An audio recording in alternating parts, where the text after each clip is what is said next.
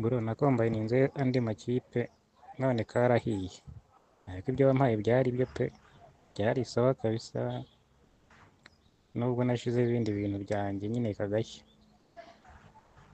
Nabonaga odi ari nkeya, ndavuga ati kuko nari mfite amafaranga makeya, kandi wari wambwiye ko ufite odi ya kane, umpa odi ya kabiri. Ubwo rero ugatereka nongere odi, ubwo nzongereye nyine birashya, ariko ibyo wampaye nyine byari okay, byari sawa nyine tu. Uri ubutaha ntabwo nzongera kukwambayininga ku bindi wampaye, ntabwo nzongera kongeraho ibindi, gusa nyine warakoze tu, ariko nta kibazo. Turabasuje cyane, amazina yanjye ni Nduwa Alex nk'ibisanzwe. So rero mbere yuko dutangira mba prediction y'umunsi, ndababwira ko VIP ejo yari awesome, yari nziza cyane. Ndababwira nk'amakipe twe twabahaye muri VIP akaza kubikora neza 100%. So rero icyo ngiye kubakorera ngiye kubereka uburyo prediction y'ejo yagenze mu makipe agera ku 9 twabahaye, mbabwire izabaye lost n'izaba zarabaye win. So twabaye ikipe ya mbere bita Zrinski na Osijeko vs Siberia, twabahaye over 1.5, habonetsemo ibitego bitatu.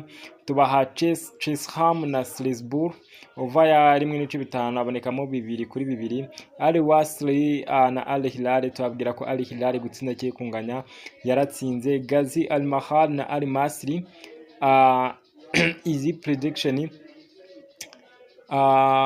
Ubona ko ahangaha dufite gutsinda cye kunganya, iyi ngiyi yabaye lost, aho Al Masri yabashije gutsindwa, iyo yabaye lost.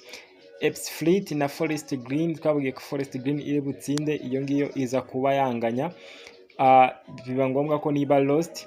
King Lion na Oxford City, over 1.5 Amerikamo ibitego bitatu. Birmingham Bradford City, iyi twavuze ko Birmingham itsinda, yatsinze ibitego 2-1, nubwo hari nabyo twashyizeho. Inter under 20 na Monza under 20, over ya 4.5 habonetsemo ibitego 5. Ali Alaba na Al Jabair, over ya 1.5 habonekamo ibitego 3-4. So bivuge ngo prediction y'ejo yari awesome, yari prediction nziza, aho 90% yabaye down. So bivuge ngo tuza kubakubita icyo bita banker tips.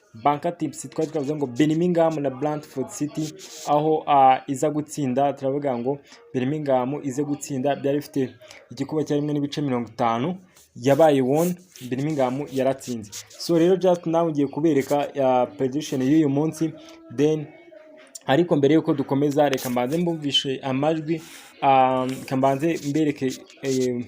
mbumvishe amajwi y'umuntu twahaye VIP ejo, ari byo bintu mba niyama, aho twamuhaye icyo bita prediction, then akaza kuba yayihindura agakora ibyo bintu bitemewe habe number. So let's afro that voice note.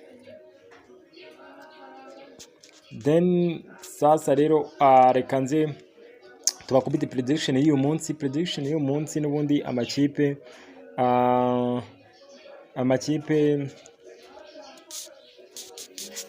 ni 10 uyu munsi. So rero ikipe ya mbere turahera mu Bwongereza, Aston Villa vs Liverpool. Liverpool gutsinda cye kunganya PSV Eindhoven na Juventus, aho bititse, aho tuza kubonamo icyo bita kwinjizanya. Tukaze kumanuka ku ikipe yindi bita Newon SK na El Najam, over 1.5. Estreliage na Dark and Red, over 1.5. Jelimot na Fahrival FC gutsinda cye kunganya. Golden Arrows na Orlando Pirates, over 1.5. Coastal Union na vs Azam gutsinda cye kunganya. Luton vs Plymouth, away gutsinda igitego kimwe. Shabab Al Hilal Dubai na Al Wahdat, Shabab Al Khaibai igitego gutsinda. Paris Saint-Germain vs Brest, Paris Saint-Germain gutsinda, over 1.5. Then tukahita tubakubita icyo bita banker tips y'umunsi. Nk'uko bisanzwe, banker tips ni ahantu ushobora kuba washyiraho amafaranga, iyi ngiyi ibisatira VIP, ariko twabahera for free. Then ngiye kubakubita banker tips, uza kuba washyiraho ibifaranga bya danje.